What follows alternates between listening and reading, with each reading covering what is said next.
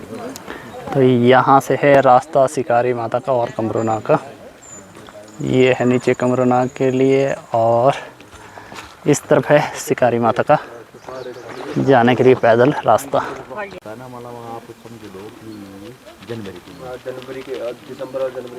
अब ये तो इनसे लगना पता क्या चीज़ है यहाँ पे। एक महीने के लिए तो एक बार ऐसा चोर तो आजकल भी जाते हैं, झील के अंदर चोर आजकल भी जाते हैं, शादी तो आजकल भी जाते हैं। तो जो नानी मलो एक गांव है यहाँ पड़ा सुंदरनगर में, नानी मलो एक गांव है, उस गांव से चोरी करने चोर आ गए, झील के अंदर बढ़ गए। जब वो झील के अंदर बढ़े तो उन्होंने झील के अंदर जो सोना चोरने की कोशिश कर दी, सोना चांदी जो भी है संपत्ति उस चुराने की कोशिश की थी उन्होंने। तो सुना गया है कि उस टाइम जो है कमरूनाग ने इनको किया था, इसको भेजा गया कमिश्नर को आगे भेजा गया, इसने ऐसा प्रत्यक्ष रूप कर दिया। तो जितने कर मकान नालनी मलो में थे तो एक ही मकान बचा जो आदमी ईमानदार था, चोरी नहीं करता था। पहला प्रत्यक्ष तो वह हुआ। उसके बावजूद दोबारा चोरी झील के अंदर शुरू हो गई। शुरू होने के बाद उन्होंने झील को छेद दिया, पानी की निकास करने के लिए रंडा साइड को निकालने की कोशिश कर दी। जब उन्होंने पानी को छेदा तो उस टाइम बताया गया था कि छेदने के बाद जो एक ऐसा चमत्कार हो गई, आसमान की बिजली गिरी, पूरे झील के अंदर जो है लाइट पकड़ना शुरू हो गई थी झील में चोरी करने के लिए। तो रक्षा पूरी होगी। तो गद्दी लोग जा रहे थे, उन्होंने देखा कि झील खाली हो गई। जब खाली होने के बाद बताया गया था जो ऊन होती है ना, भेड़ों की ऊन होती है, उन्होंने अपनी भेड़ों की ऊन से सारी झील को जो है बंद कर दिया, पानी को रोक दिया।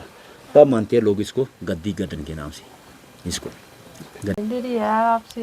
उधर बोला मंदिर में भी आपसे ले जाओ। परे से आया आप यहाँ भेजे उन्होंने, तो वहाँ नहीं वो करते बोलते हैं उनसे लो जाके फिर 2 बजे मैंने चलो आ जाते हैं। तो मैं तो छोटा हूँ ना, मैं तो सेवक हूँ कमरूनाग का, भले ही मैं पुजारी हूँ, इस टाइम पुजारी हूँ। जिस टाइम में देवते के रूप में है उस टाइम तो मैं देवते का ये हूँ ना, तो हुआ करो ना। तभी भेजे उन्होंने आपके पास, तो हमारी यात्रा करानी होगी उन्होंने ना तो महाराज ने। गाय का मैं दे दूंगा पर वो ठीक ना वो हाथ नहीं लगाने दे रही है, बस सुई है वो ना। बार होता है बच्चे को नहीं लगा रही है, अपने बच्चे को नहीं लगा रही है। पहली बार होता है ऐसा ना, घास में नहीं खा रही है। तो चलो देवते को तो मैं दे देता हूँ ना, पर हम जो मेडिकल साइड के भी है ना, हमें मेडिकल साइड का बहुत ज्ञान है। हाँ जी, तभी भेजा पर होता है ऐसा, तभी भेजा उन्होंने, होता है ऐसा। तो ये कैसे आए हो यहाँ पे, है कुछ इसके बारे में? हाँ जी ये बताऊँगा, मैं बताऊँगा। तो आप कमरूनाग की भी कहानी बता सकते हैं कैसे यहाँ पे आना हुआ उनका? ठीक है मैं बताऊँ।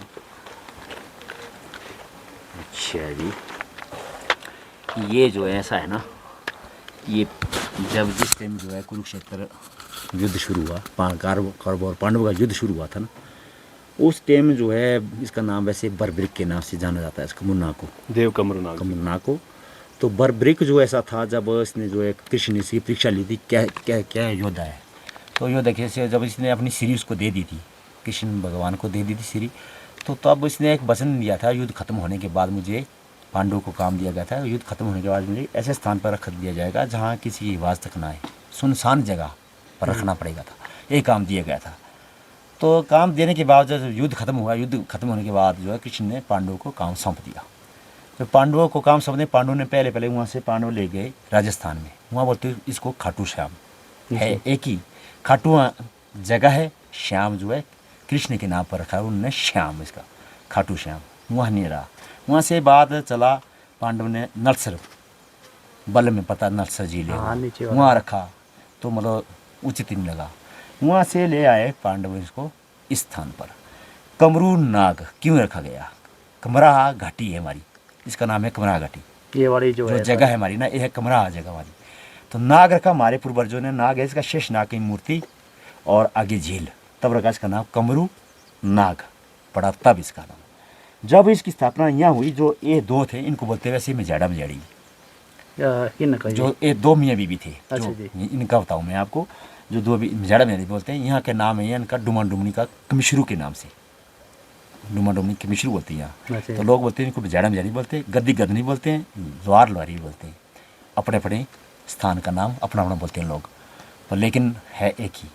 तो इनका था, जो इसका पति था, जो ये पति था इसका मेजाड़ा, समझो था कुछ भी समझो, ये बहुत ही तपस्या करने वाला था, इसको पहले पता लग जाता अंतरात्मा से मतलब कल क्या होगा, पूरी सृष्टि का ज्ञान था उसके। जब इसकी स्थापना पांडवों ने यहाँ कर दी तो इसको पता लग गया कि ऐसे ऐसे स्थान पर किसी ऋषि की स्थापना हुई है।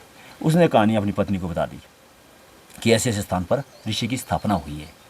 तो पत्नी ने जिद कर दी हमने उसके दर्शन करने हैं, हम दर्शन करने। तो इसने मना किया, मुझे लिखा इनको ऐसा लिखा गया था जब इसके दर्शन करने यहाँ आएंगे तो इसी स्थान पर ये स्थापित होनी थी, शैल हो जानी थी, मान लो मुक्ति होनी थी इस स्थान पर। तो पत्नी जब ना मानी तो उसने कहा चलो चलते हैं। चलते चलते जब कमोनाग में वो इस स्थान पर पहुँचे तो पहुँचने के बाद देखा कि एक पत्थर की मूर्ति, बाकी एक झील, बाकी उसमें कुछ नहीं था, जंगल पड़ा था उसके, यहाँ कुछ नहीं था। जब कुछ नहीं था तो पत्नी ने कहा कि मुझे ऐसा नहीं चाहिए, मुझे जो पूरे रूप से दिखाई देना चाहिए, क्या रूप है इसका, तब मान सकते मेरी ऋषि है।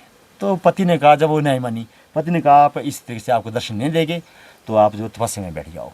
पत्नी तपस्या में बैठी, बहुत दिन तक बैठी, आंखें खुली, कुछ दिखाई दिया। कमोनाग ने उसको छल दिया, उसको गर्व था अपनी शक्ति पर, इसलिए जब उसने आंखें खुली कुछ दिखाई नहीं दिया, उसने कहा कि ये योद्धा नहीं है, ये गलत है, योद्धा होता तो हमारे को दर्शन होने थे।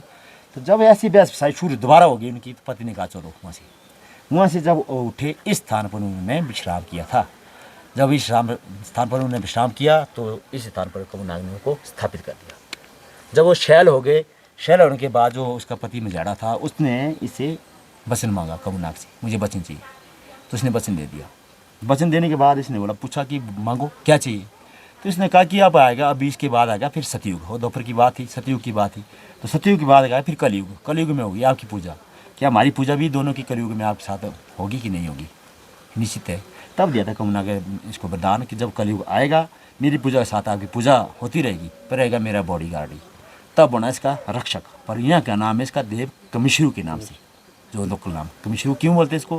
कमिश्रु इसलिए बोलते हैं कि ये शिव रूप का है, इसका रूप शिव रूप है, इसका रूप जो विष्णु रूप है, तब इसका नाग का फन इसको। ये इसकी मुख्य विशेषता। तो दोस्तों आज का ब्लॉग हमारा यहीं पे समाप्त होता है। आपने सुनी होगी कमरूनाग जी की जो प्राचीन गाथा कि किस तरह यहाँ पे पांडवों के समय से यहाँ पे निर्माण हुआ है झील का, और जो पांडवों से जुड़ी गाथा है। तो फिर मिलते हैं अगले ऐसे ही देवी देवताओं के ब्लॉग बनाते हुए।